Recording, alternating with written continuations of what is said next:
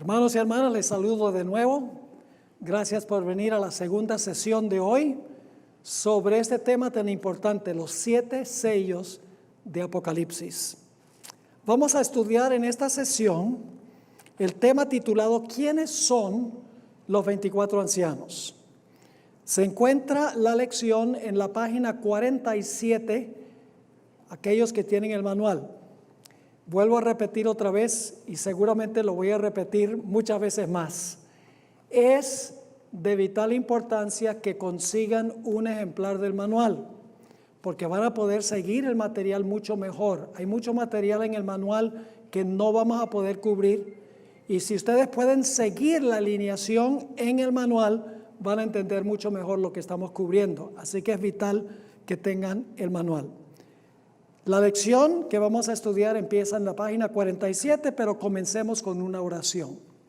Padre Celestial, gracias te damos por tu palabra.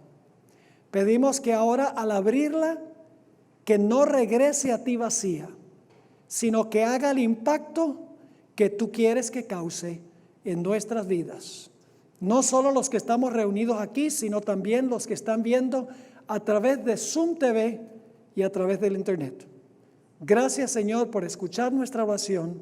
Te lo suplicamos en el nombre de Jesús. Amén.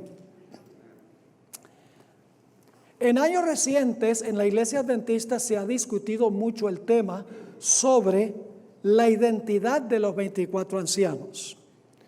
El punto de vista tradicional de la Iglesia, de la mayoría de los eruditos de la Iglesia, es que los 24 ancianos son aquellos que resucitaron con Jesús y que Jesús llevó al cielo como primicias de todos los que resucitarán al final de la historia. Y que cuando Jesús llegó al cielo, presentó a su Padre estas primicias que resucitaron con Jesús cuando Él salió del sepulcro.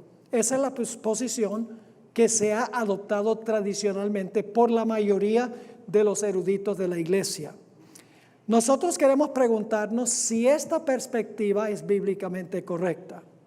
Quiero decirles que por un tiempo, durante mi ministerio, tal vez la mayor parte de mi ministerio, yo compartí esta idea de que los 24 ancianos son los que resucitaron con Jesús. Pero decidí un día que iba a estudiar el asunto por mí mismo y no sencillamente repetir lo que leí en los comentarios. Y lo que voy a compartir con ustedes es el fruto de mi propio estudio personal. Y creo que tendrá lógica, se darán cuenta que está en armonía con la Biblia y con el espíritu de profecía. Así que vamos a hablar en primer lugar del capítulo 38 del libro de Job, los versículos 4 al 7. Está aquí hablando de la creación de este mundo. Y dice allí en el versículo 4, Dios le hace una serie de preguntas a Job. ¿Dónde estabas tú cuando yo fundaba la tierra? Házmelo saber si tienes inteligencia. ¿Quién ordenó sus medidas, si lo sabes? ¿O quién extendió sobre ella cordel? ¿Sobre qué están fundadas sus bases? ¿O quién puso su piedra angular? Está hablando de la creación, ¿verdad? Dios le está haciendo preguntas a Job sobre la creación. Y luego noten quiénes estaban allí cuando Dios creó. Dice en el versículo 7, cuando alababan todas las estrellas del alba y se regocijaban todos los hijos de Dios.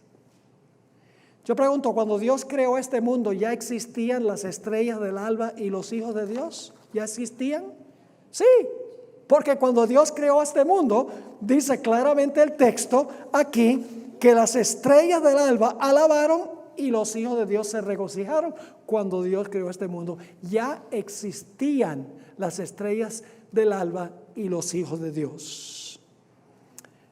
Ahora, algunas personas creen que las dos expresiones, estrellas del alba e hijos de Dios, son dos formas de describir el mismo grupo.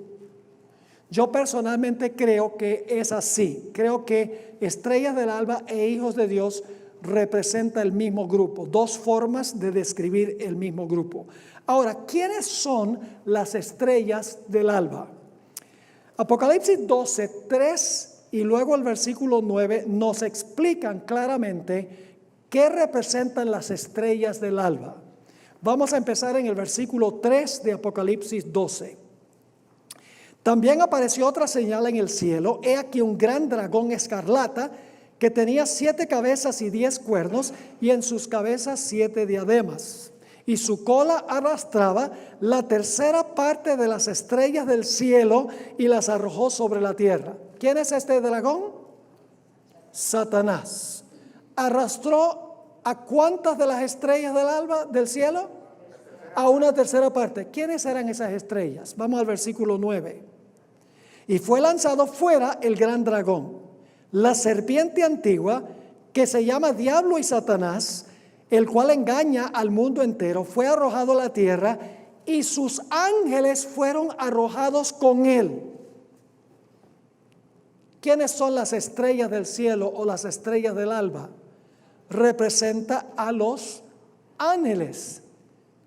Lucifer, que luego se convirtió en Satanás, arrastró a una tercera parte de los ángeles del cielo. Le robó a estos ángeles a Dios, engañándolos para que aceptaran el mensaje engañoso y mentiroso que Él les estaba ofreciendo. Ahora, los hijos de Dios son ángeles también. No solo las estrellas del alba se refiere a ángeles, sino los hijos de Dios son ángeles. Noten esta cita que tenemos del Espíritu de Profecía.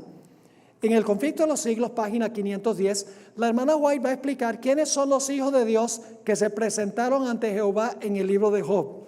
Dice, las escrituras declaran que en cierta ocasión, cuando los ángeles de Dios vinieron para presentarse ante el Señor, Satanás vino también con ellos. Así que, ¿quiénes eran los hijos de Dios que en el libro de Job se presentaron delante de Jehová? ¿Eran qué? Los ángeles de Dios, dice ella, no lo olviden.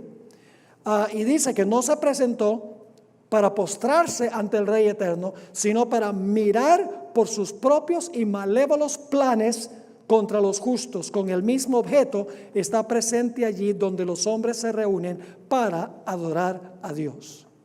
Así que las estrellas del alba son ángeles, los hijos de Dios son ángeles. Por eso creo que las dos expresiones se refieren al mismo grupo. Ahora, algunas personas dicen, pero Pastor Bora, aquí hay un problema. Y el problema es este.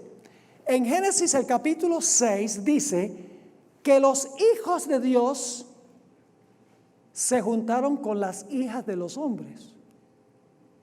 Entonces, si los hijos de Dios significa los ángeles, entonces en Génesis 6 significa que los ángeles tuvieron relaciones sexuales con mujeres humanas.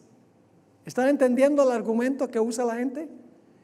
Sí, porque si hijos de Dios en el libro de Job son ángeles, como ya vimos, entonces ¿por qué los hijos de Dios en Génesis 6 que se juntan con las hijas de los hombres no son ángeles también? La respuesta es muy sencilla, y es que cada expresión o palabra debe considerarse el contexto en el cual aparece. Los símbolos en la Biblia no siempre significan lo mismo en todos los contextos. Ustedes ven, por ejemplo, en la página 49, en la parte de arriba de la página, ¿qué representa un león? Yo pregunto, ¿el león en la Biblia siempre simboliza lo mismo? No. ¿Puede un león representar a Cristo? Es el león de la tribu de Judá. ¿Puede representar a Satanás? Anda cual león rugiente buscando a quien devorar. ¿Puede representar el reino de Babilonia en Daniel 7? Sí. ¿Puede representar a Judá, hijo de Jacob? ¿Cómo no? Así que león no significa siempre lo mismo. Levadura, ¿qué representa levadura en la Biblia? Siempre decimos la levadura representa el pecado, pero no siempre. Porque en una parábola que dijo a Jesús en Mateo 13, la levadura representa el Espíritu Santo, que cuando está en la iglesia crece. Yo pregunto, ¿qué representa la espada en la Biblia? Ya les dije, ¿qué representa la espada en la Biblia? Pues representa la palabra de Dios, la Biblia, pero no siempre representa la Biblia. Porque la espada también puede representar, según Romanos 13, el poder civil para castigar violaciones del Código Civil.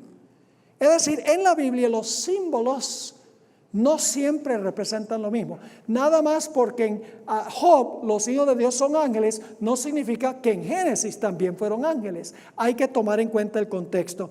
Y yo pregunto, ¿cuál es el contexto de Génesis 6? El contexto es que en el capítulo 4 está la genealogía de Set, de los justos. En el capítulo 5 está la genealogía de Caín, los injustos. Y luego en el capítulo 4 están los descendientes de Caín, los injustos. En el capítulo 5, los de Set, los que son justos. Y luego el capítulo 6, hijos de Dios e hijas de los hombres. Es decir, claramente, por el contexto, los hijos de Dios son los del linaje fiel de Set. Las hijas de los hombres son las mujeres, se mencionan 3 en el linaje de Caín. Además de eso, en la Biblia se le llama a Adán hijo de Dios, en Lucas 3:38. Yo pregunto, ¿Adán era un ángel? No, pero se le llama hijo de Dios. Yo pregunto, ¿también la Biblia dice que si nosotros aceptamos a Cristo somos hijos de Dios? Sí, y nosotros no somos ángeles. Note lo que dice en Romanos 8 y el versículo 14. Dice el apóstol Pablo, porque todos los que son guiados por el Espíritu de Dios, estos son hijos de Dios. Así que los hijos de Dios en Génesis 6 no son ángeles como en Job. En Génesis 6 el contexto indica que son los hijos de Dios, los descendientes de Set y las hijas de los hombres, las mujeres en el linaje malévolo de Caín. Ahora vamos a Job, el capítulo 1, a una reunión en el cielo del concilio celestial. Estamos todavía en la página 49 del manual.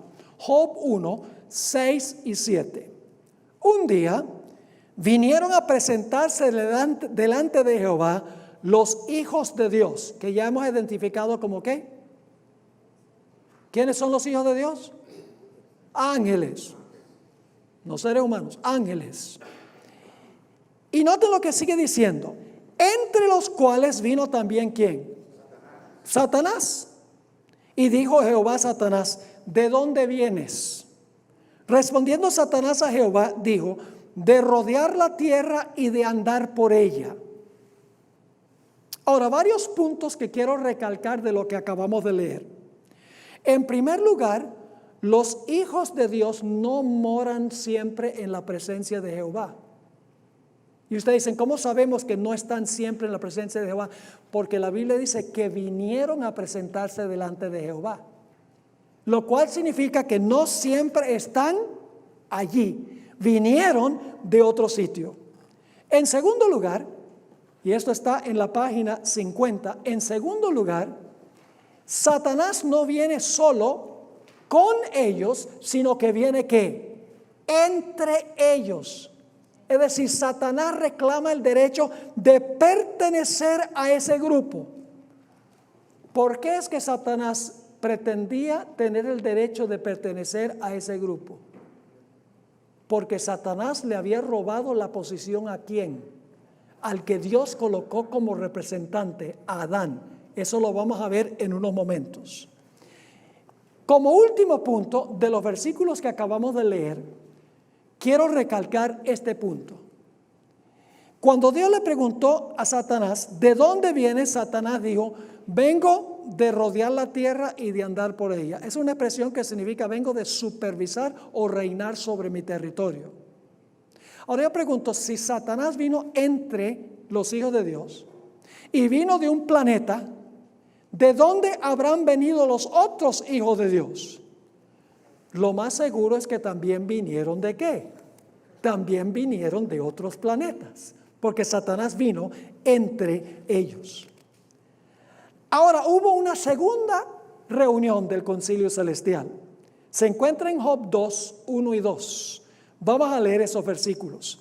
Aconteció que otro día vinieron, otra vez el mismo punto, vinieron los hijos de Dios para presentarse delante de Jehová, y Satanás vino también entre ellos, no solo con ellos. Él profesaba tener derecho de pertenecer a ese grupo. También entre ellos presentándose delante de Jehová, y Dijo Jehová a Satanás, ¿de dónde vienes? Respondió Satanás a Jehová y dijo, de rodear la tierra y de andar por ella. Ahora, lo mismo que dijimos de la primera reunión lo podemos decir de la segunda reunión, pero hay otro dato importante que agrega esta segunda reunión. Una vez más se recalca el hecho de que los hijos de Dios no moran a donde vive Dios. Porque dice que otra vez vinieron a presentarse delante de Jehová. Ahora, si vinieron la segunda vez a presentarse delante de Jehová, tienen que haberse ido a su lugar la primera vez. ¿Me están entendiendo lo que estoy diciendo? Si vinieron a presentarse delante de Jehová otra vez, tienen que haberse ido después de la primera reunión, de donde vinieron. Ojalá estén entendiendo este punto. Ahora, nuevamente se recalca que Satanás vino entre ellos. Él reclama el derecho de pertenecer a ese grupo porque le había robado la posición a Adán como legítimo representante del planeta Tierra. Satanás vino de un planeta, la Tierra, por lo tanto, los otros que estaban en ese grupo tienen que haber venido también representando a otros planetas. Dios tiene un concilio celestial, mis hermanos y hermanas. Este pasaje del libro de Job nos demuestra que Dios no es un monarca autócrata. Dios no es un dictador que toma decisiones unilaterales. Cuando Dios va a tomar una decisión de cómo resolver una situación en este mundo, Dios reúne el concilio celestial para dialogar sobre el asunto. Es decir, el libro de Job nos dice que Dios administra el universo delegando responsabilidad a los hijos de Dios específicamente. Tenemos otro ejemplo de esto en la Biblia. Esto se encuentra en la mitad de la página 51. En cierta ocasión el rey Acab, rey de Israel, le sugirió a Josafat, quien era rey de Judá, que unieran sus ejércitos para guerrear contra su enemigo común, los sirios. Pero antes de aceptar la propuesta, Josafat, quien era un rey bueno, Acab era malo, Josafat le sugirió a Acab que sería bueno consultar a Jehová y recibir confirmación profética de si era buena idea ir a pelear juntos contra los sirios. En respuesta, Acab llamó a 400 falsos profetas, quienes le dijeron a Acab lo que él quería oír, que sí era la voluntad de Dios que se unieran para ir contra los sirios. No obstante, Josafat no estaba convencido y le preguntó a Acab si no había en el reino un profeta de Jehová. Eso lo dice todo. Acab le contestó que sí lo había, pero estaba en prisión porque siempre profetizaba para mal. Cuando el profeta Micaías fue sacado de la cárcel y se presentó ante Acab, le explicó por qué los falsos profetas lo habían animado a que fuera a la guerra contra los sirios.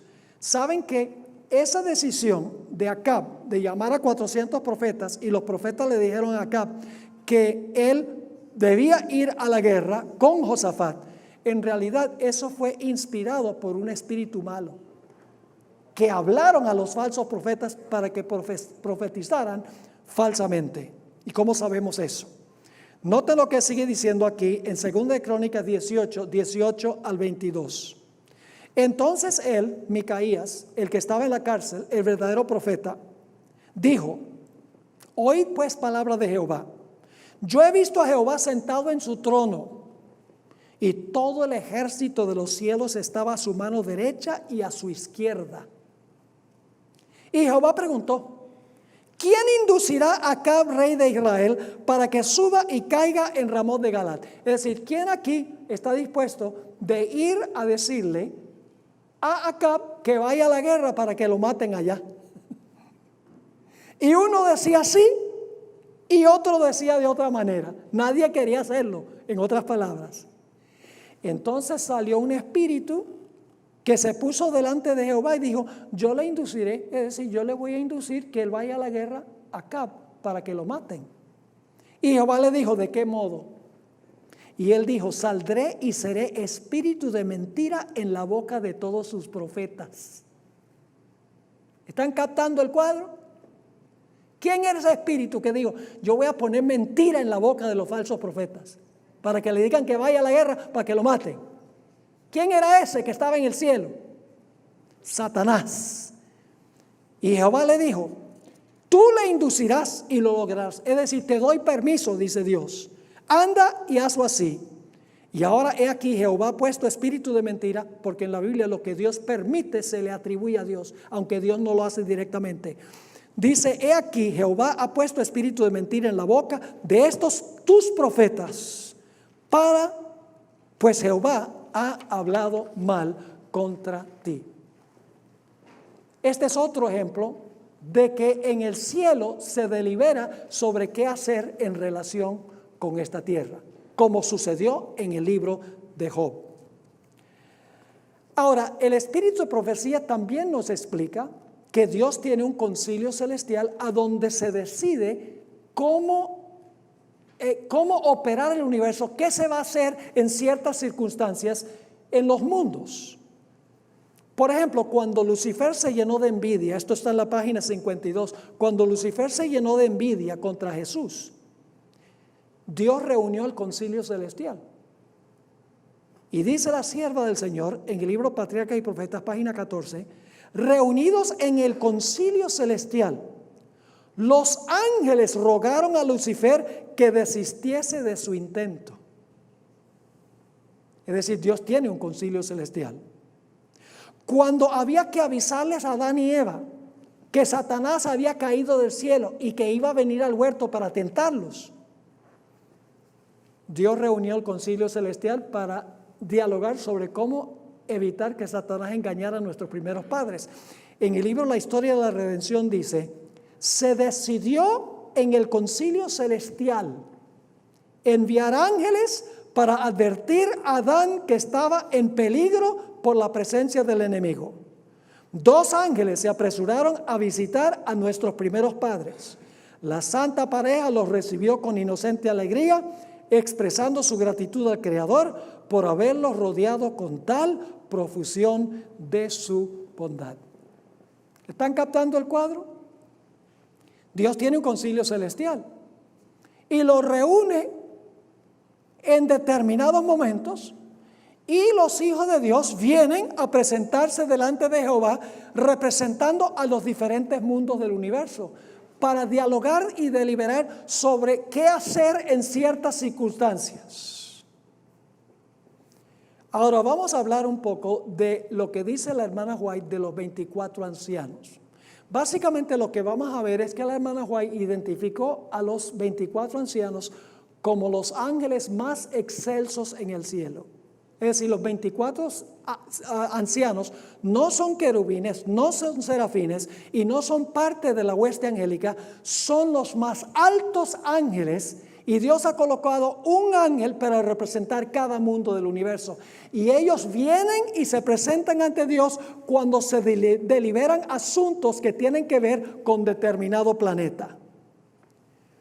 Note lo que dice en El deseo de todas las gentes, página 773.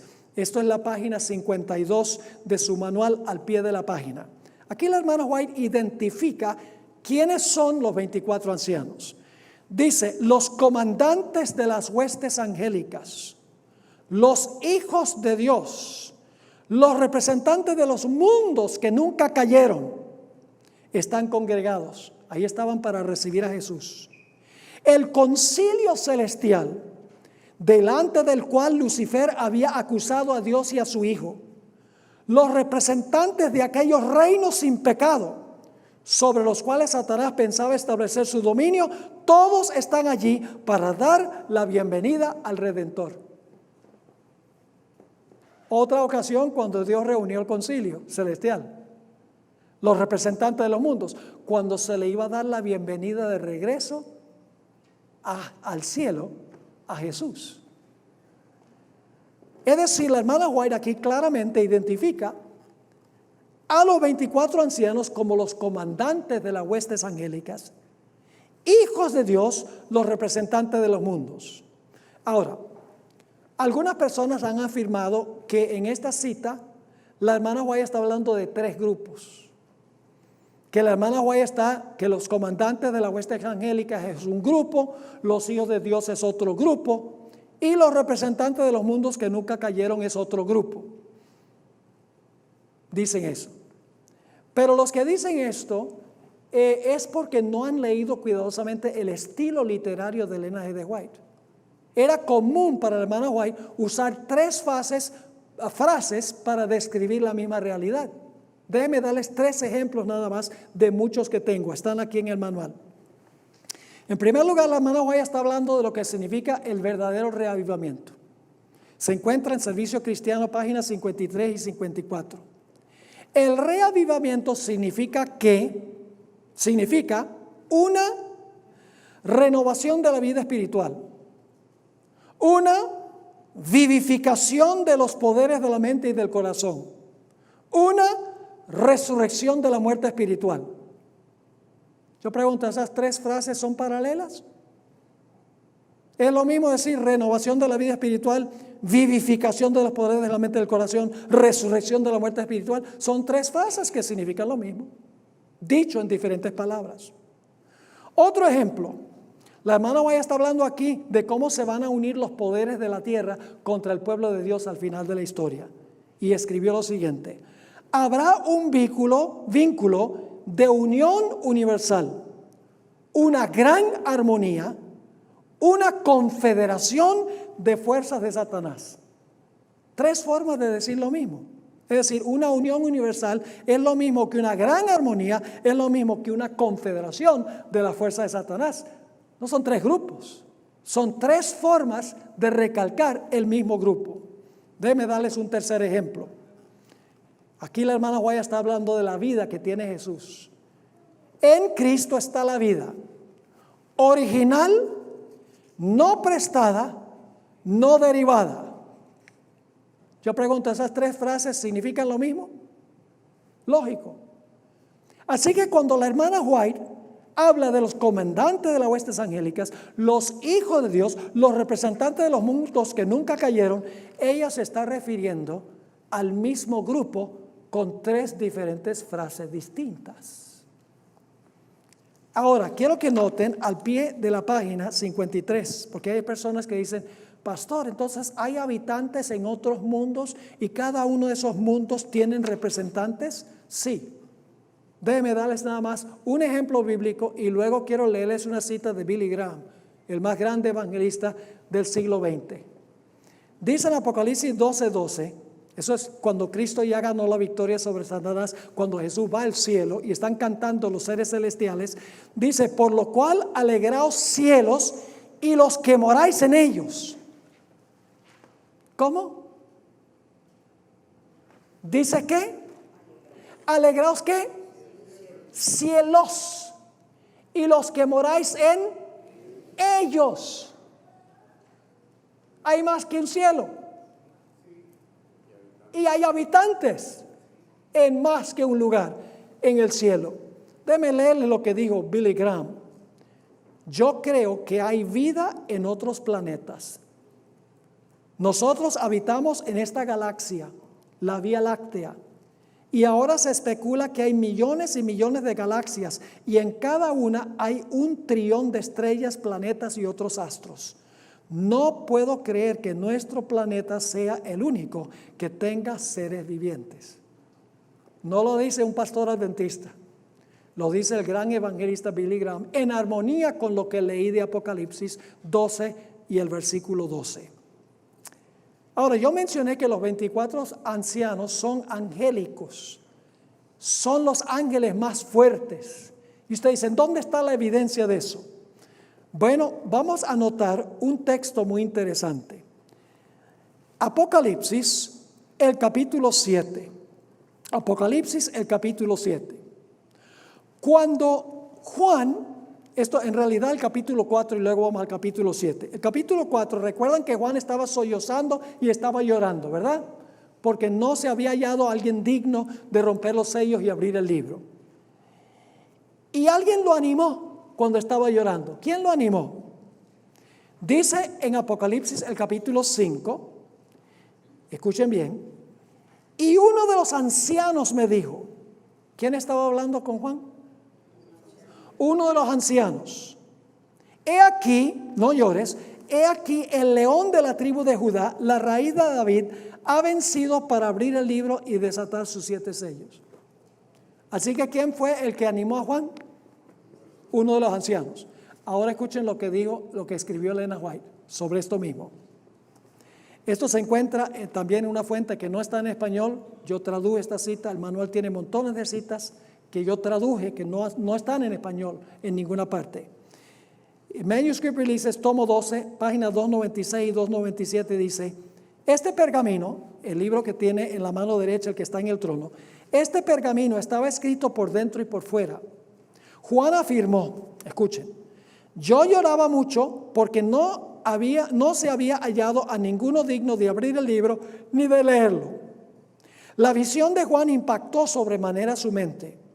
El destino de cada nación se hallaba en ese libro.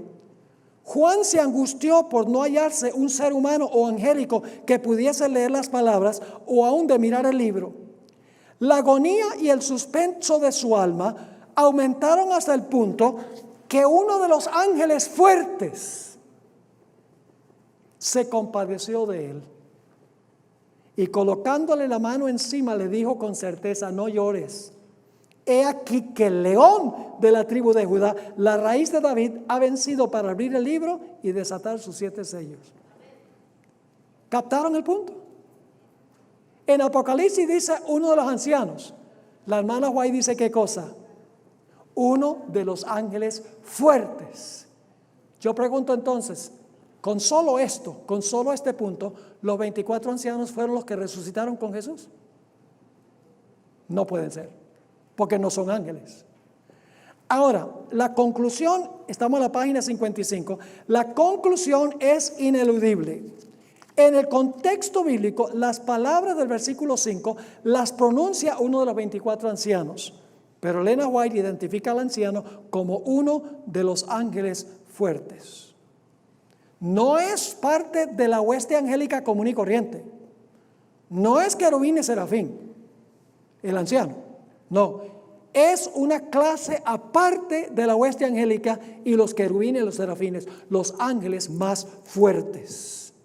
Notemos otros ejemplos. Esto sí viene de Apocalipsis, el capítulo 7. Algo similar ocurre con los comentarios de Elena White sobre Apocalipsis 7. En el contexto bíblico, escuchen bien, Juan vio una gran muchedumbre que nadie podía contar, de todas las naciones, tribus, lenguas y pueblos, que estaban parados delante del trono de Dios y del Cordero. Y entonces, estando reunido esta muchedumbre que nadie podía contar, uno de los ancianos le preguntó lo siguiente a Juan, versículo 13. Entonces uno de los ancianos habló diciéndome, estos que están vestidos de ropas blancas, ¿quiénes son y de dónde han venido? Estos de la gran muchedumbre, ¿quiénes son? ¿Quién hizo esa pregunta? Juan. ¿A quién le hizo la pregunta? A uno de los ancianos. Ahora, Juan le respondió al anciano, yo le dije, Señor, tú lo sabes, el versículo 14.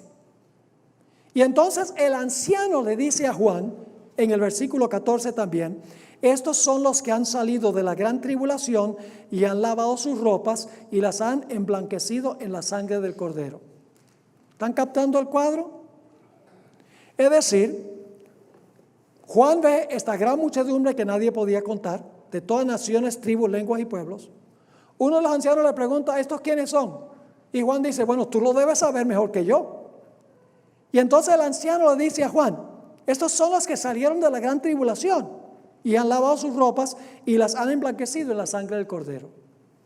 Ahora, es interesante esto al pie de la página 55. Los comentarios de Elena White sobre estos versículos son informativos. Mientras que el libro de Apocalipsis afirma que un anciano habló con Juan, la hermana White afirma que fue un ángel el que habló con Juan. Noten la cita, también la traduje. Yo busqué estas citas en fuentes en español, no estaban, así que yo las traduje. Signs of the Times, diciembre 22, 1887. Juan contemplaba una gran compañía innumerable, preciosa, refinada y pura, que rodea el trono de la majestad celestial. El ángel le pregunta a Juan: estos que están vestidos de ropas blancas, ¿quiénes son y de dónde han venido? Y Juan le responde: Señor, tú lo sabes. Entonces el ángel declara: estos son los que han salido de la gran tribulación y han lavado sus ropas y las han emblanquecido en la sangre del Cordero. ¿Están captando el punto o no? Una vez más, estamos a la página 56. La conclusión es ineludible. En el contexto bíblico, uno de los ancianos le inquiere a Juan, pero Elena White identifica al anciano como un ángel. No cabe duda que los ancianos no son ángeles comunes y corrientes, son ángeles fuertes o los comandantes de las huestes celestiales, como dijo Elena White en El deseado de todas las gentes. Pero hay otro punto que necesitamos tomar en cuenta, que es aún más importante.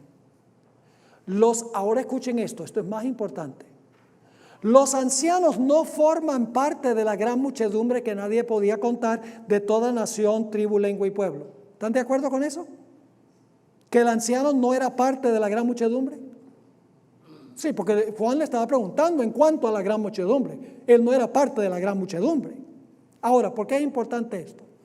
Esto es importante porque muchas traducciones de Apocalipsis 5, 9 y 10, que vamos a estudiar más adelante, dejan la impresión que los ancianos fueron redimidos de toda nación y que reinarán sobre la tierra. Ahora vamos a anotar dos citas más del Espíritu y Profecía sobre este asunto. En un libro que también yo traduje la cita, Sermons and Talks, Sermones y Charlas, tomo 1, página 20, ella escribió: Juan vio una compañía que estaba parada alrededor del trono de Dios. Y el ángel le preguntó: estos que están vestidos de ropas blancas, ¿quiénes son? Él le respondió: tú lo sabes. Y el ángel le dijo: estos son los que han salido de la gran tribulación y han lavado sus ropas y las han emblanquecido en la sangre del Cordero. Hay una fuente a donde podemos lavarnos de toda mancha impura. El ángel dice.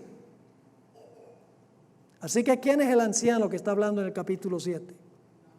Un ángel. El ángel dice: Él los guiará a las fuentes de aguas de vida y Dios enjugará toda lágrima de los ojos de ellos. Este será el feliz privilegio de aquellos que han guardado los mandamientos de Dios en la tierra.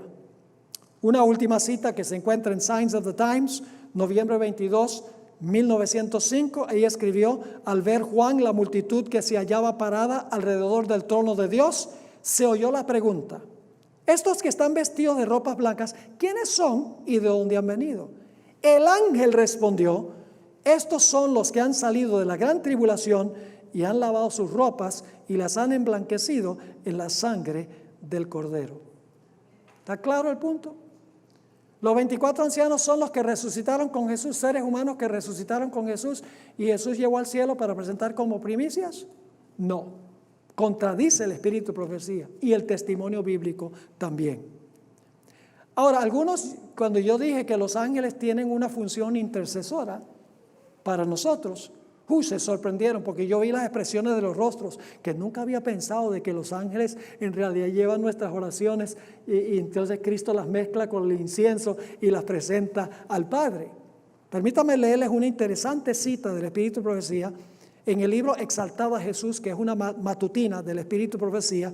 Dice la sierva del Señor: seres celestiales están destinados para responder las oraciones de los que están trabajando desinteresadamente para promover la causa de Dios. ¿Qué dice aquí? Seres celestiales están destinados para responder las oraciones de los hijos de Dios. Y luego dice, escuchen esto: los ángeles más excelsos de las cortes celestiales están designados para que tengan eficacia las oraciones que ascienden a Dios para el adelanto de la causa del Señor. Cada ángel tiene su puesto particular del deber, del cual no se le permite que se aleje para ir a otro lugar. Si se alejara, los poderes de las tinieblas obtendrían una ventaja. Así que en una cita dice que los ancianos son ángeles fuertes. Aquí dice ella, los ángeles más excelsos. No son parte de la hueste angélica común y corriente, ni siquiera de los querubines y de los serafines. Ahora tenemos que hacernos una pregunta. Esta es la página 57 de nuestro manual, la página 57. Como ya hemos visto, el libro de Job nos dice que Satanás vino al concilio celestial entre el grupo de los hijos de Dios. Él profesaba tener derecho de pertenecer a ese grupo. ¿Por qué reclamaba Satanás el derecho de pertenecer a ese grupo selecto? ¿Por qué fue él representando al planeta Tierra a esa reunión? ¿Por qué Dios permitió que él fuera esa nota discorde en el cielo cuando acusó a Job? La respuesta está en Lucas 4, 5 y 6. Lucas 4, 5 y 6. Aquí Satanás lleva a Jesús al monte de la tentación. Dice, le llevó el diablo a un alto monte y le mostró en un momento, ¿qué cosa? Todos los reinos de la tierra. ¿Profesaba Satanás tener dominio sobre esos reinos? Satanás decía, estos son mis reinos. Lógico, porque se los va a ofrecer a Jesús. Versículo 6. Y le dijo el diablo, a ti te daré toda esta potestad, yo te doy todos estos reinos. Y la gloria de ellos, y ahora escuchen bien, porque a mí ha sido entregada y a quien yo quiero la doy. ¿Quién le dio esos reinos a Satanás? Adán. Adán perdió el territorio y su posición de rey. Satanás usurpó el trono. Por eso fue Satanás representando el planeta allá a la reunión, en vez de haber ido Adán. Satanás hurtó el trono y el territorio que Dios le había dado a Adán. Por eso Jesús se refirió a Satanás como el príncipe de este mundo o el gobernante de este mundo.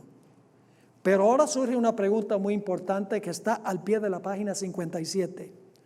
¿Por qué colocó Dios a Adán originalmente sobre el trono para representar a este planeta ante el concilio celestial? ¿Por qué no colocó en este mundo a uno de los ángeles más excelsos, a uno de los ángeles fuertes para representar a este mundo como los puso en los otros mundos? ¿Por qué puso a Adán como representante de este mundo y no como los otros mundos un ángel fuerte? Aquí llegamos a un punto supremamente importante.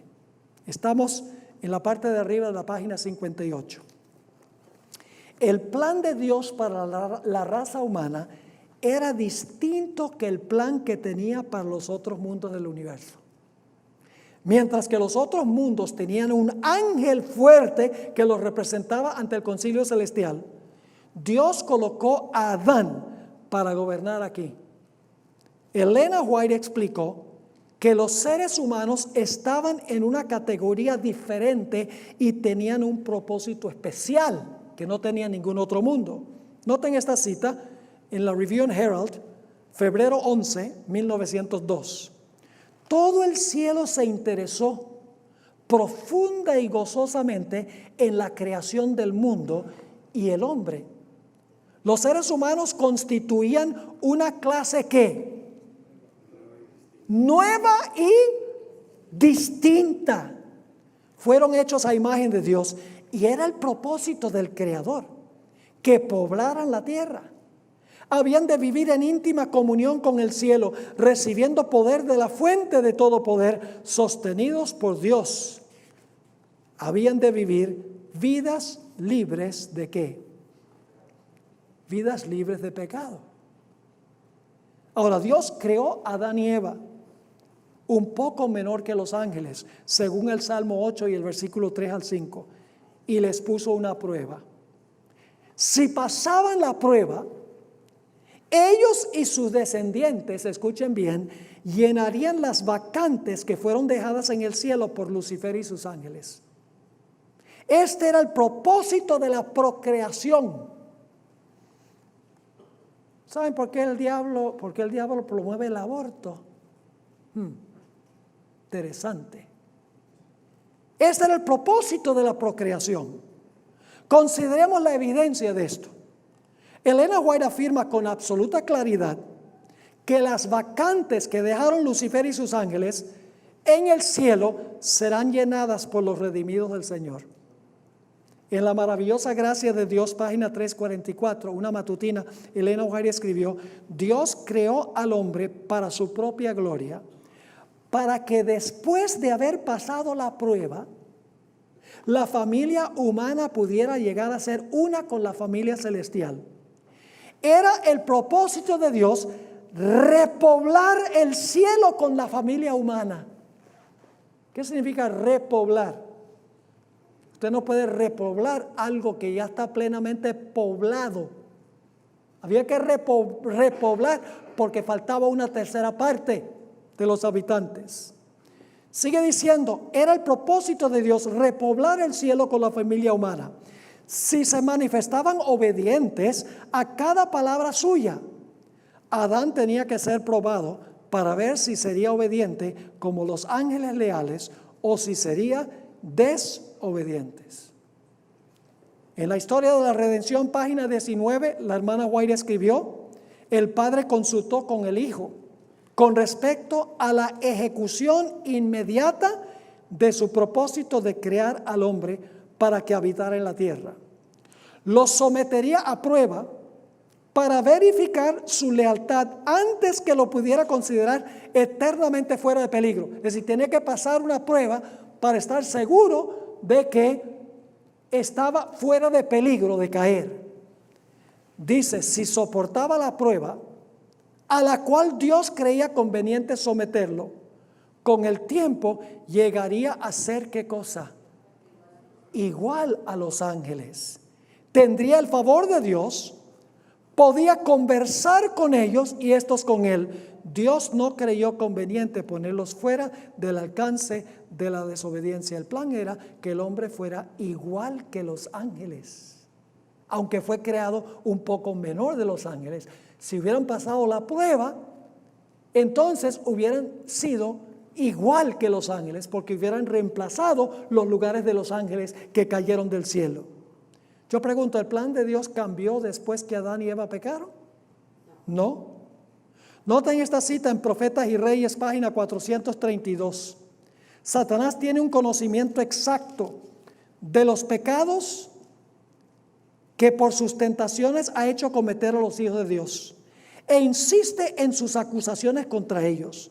Declara que por sus pecados han perdido el derecho a la protección divina y reclama el derecho de destruirlos. Satanás dice, son míos porque son pecadores. Los declara tan merecedores como él mismo de ser excluidos del favor de Dios. Y ahora escuche lo que dice. Satanás le dice a Dios, ¿son estos los que han de tomar mi lugar en el cielo y el lugar de los ángeles que se unieron a mí? Interesante. Profesan obedecer la ley de Dios, pero han guardado sus preceptos. No han sido amadores de sí mismos más que de Dios. No han puesto sus propios intereses antes que su servicio. No han amado las cosas del mundo. Mira los pecados que han señalado su vida. Contempla su egoísmo, su malicia, su odio mutuo. Me desterrará Dios a mí y a mis ángeles de su presencia, y sin embargo recompensará a los que fueron culpables de los mismos pecados. Tú no puedes hacer esto con justicia, oh Señor. La justicia exige que se pronuncie sentencia contra ellos. Así que Satanás le dice a Dios, ¿son estos los que han de tomar mi lugar en el cielo y el lugar de los ángeles que se unieron a mí? ¿Están viendo cuál era el plan de Dios? Aquí hay otra cita, clarísima. Reflejemos a Jesús, una matutina, página 339. Quienes caminan como Cristo caminó y son pacientes, amables, bondadosos, humildes y mansos de corazón, quienes ayudan a Cristo a llevar sus cargas, los que se preocupan por las almas como Él se preocupó, estos entrarán en el gozo de su Señor.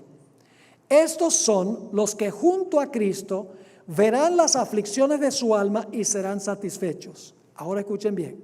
Finalmente, el cielo triunfará, pues las vacantes dejadas por la caída de Satanás y sus ángeles en el cielo serán ocupadas por los redimidos del Señor. ¿Están captando el punto de por qué Dios puso a Adán aquí? Y no un ángel excelso. Los ángeles no se procrean. Había que poner aquí un ser y su esposa que pudieran procrear para llenar las vacantes que fueron dejadas en el cielo cuando cayeron Lucifer y sus ángeles. Y alguno dirá, pastor, ¿tiene usted alguna evidencia bíblica de que la procreación fue hecha nada más para acá? Claro que la tengo. Yo no digo nada aquí a la loca. Todo está aquí en el manual. Ahora fíjense, Jesús una vez tuvo una conversación con los saduceos. Estamos en la última página, la página 60 de este capítulo. ¿Recuerdan el caso de los siete cónyuges? ¿Recuerdan? La mujer los 7 matrimonios, ustedes conocen la historia. Lucas 20, 34 al 36. Quieren poner a Jesús entre la espada y la pared, porque los saduceos no creían en la resurrección, no creían en el cielo, no creían en nada de eso. Querían en realidad confundir a Jesús y hacerlo quedar mal ante las muchedumbres. ¿Qué les dijo Jesús? Entonces, respondiendo Jesús les dijo, los hijos de este siglo, ¿qué es este siglo? Este tiempo de pecado. Los hijos de este siglo se casan y se dan en casamiento. Mas los que fueren tenidos por dignos de alcanzar aquel siglo, ¿cuál siglo? Después que termine el pecado. Y la resurrección de entre los muertos, ahí dice claramente la segunda venida, ni se casan ni se dan en casamiento. ¿Por qué razón? Porque el propósito del matrimonio habrá concluido, porque el número de los redimidos estará completo. ¿Están conmigo o no están conmigo? Así que dice, los hijos de este siglo se casan y se dan en casamiento. Mas los que fueron tenidos por dignos de alcanzar aquel siglo, es decir, y la resurrección de entre los muertos, cuando Cristo venga, ni se casan ni se dan en casamiento. Ahora escuchen bien, porque no pueden ya más morir, pues son ¿qué cosa? Oh, porque ocupan los lugares de donde cayeron los ángeles. Son iguales a los ángeles. Oh, y aquí viene otra expresión. Y son hijos de Dios al ser hijos de la resurrección. ¿Está claro? Noten los puntos claves. El matrimonio es algo que Dios estableció para este mundo con un propósito especial. No habrá más matrimonios en el siglo venidero, pues el propósito del matrimonio se habrá cumplido. En el mundo venidero los redimidos serán igual a los ángeles porque ocuparán los lugares de los ángeles que cayeron, y así como los ángeles, los redimidos se llamarán hijos de Dios. No lo digo yo, lo dijo Jesús. El Espíritu de Profecía lo confirma. Yo me quedo maravillado de los escritos de la hermana White. Yo tengo que darle un testimonio aquí antes de leer esta última cita. Tuvo 2 años y medio de educación primaria, Elena G. de White. Le tocó aprender a escribir. Y sin embargo, cuando yo leo sus escritos, digo, qué cosa impresionante. ¿Cómo esta mujer sabía estas cosas? Profundo. Hay en la iglesia gente que la critican. ¿Saben que hay 2 clases de personas que critican el Espíritu de Profecía? Primero, los que no la leen. Y en segundo lugar, los que la leen con la intención de criticar. No recibirán bendición. Ahora leo la última cita. Hay quienes hoy en día expresan su creencia de que habrá casamientos y nacimientos en la tierra nueva. Pero los que creen en las Escrituras no pueden aceptar tales doctrinas. La doctrina de que nacerán niños en la tierra nueva no es parte de la palabra profética más segura. Las palabras de Cristo son demasiado claras. Ahora va a dar la base bíblica. Las palabras de Cristo son demasiado claras para ser mal entendidas. Debieran resolver para siempre la cuestión de los casamientos y nacimientos en la tierra nueva. ni los que serán levantados de los muertos, ni los que serán trasladados sin ver la muerte, se casarán o serán dados en casamiento. Serán como los ángeles de Dios, miembros de la familia celestial. ¿Les quedó claro? Ahora escuchen bien. Si no están casados, háganlo aquí. Pero si lo hacen aquí, háganlo bien. Busquen a Dios para saber cuál es la persona con quien Dios quiere que usted establezca una relación matrimonial. Así que claramente la Biblia y el Espíritu de Profecía nos dice que los 24 ancianos sencillamente son los ángeles más excelsos, los ángeles más poderosos. Uno representa a cada mundo del universo. Son miembros del gran concilio celestial que Dios reúne para deliberar sobre asuntos de la administración del universo. No son los que resucitaron con Jesús. Ese es otro grupo. Las primicias, que son, como por decirlo así, el depósito o el down payment o el pronto de la gran muchedumbre que saldrá de los sepulcros en ocasión de la segunda venida del Señor Jesucristo. ¿Saben que yo puedo respetar a un Dios que no es un dictador que dice, se hace así porque yo lo digo? No, que escucha lo que dicen los demás, delibera y le interesa lo que nosotros tenemos que decir. Claro, Dios es últimamente sabio y siempre se toman decisiones correctas porque los seres celestiales también son perfectos y son santos. Y no van a dar consejos que no son sabios porque están llenos de ojos, dice la Biblia, llenos de sabiduría. Lógicamente, siempre en el concilio celestial van a tomar las decisiones correctas. En nuestra próxima clase, que será la última de hoy, vamos a ir a la página 61 de nuestro manual y el título es Los dos representantes de la humanidad. Es una lección fascinante, no solamente la siguiente lección, sino 2 o 3 lecciones adicionales. Todavía vamos a tratar este asunto de los 24 ancianos porque tiene grandes lecciones para enseñarnos en cuanto a la serie de los 7 sellos. Así que ahora vamos a hacer lo que acostumbramos a hacer. Vamos a tomar un periodo corto de preguntas de parte del público que está aquí y luego entonces, después de eso, un receso y regresaremos para nuestra última sesión de hoy, los dos representantes de la humanidad.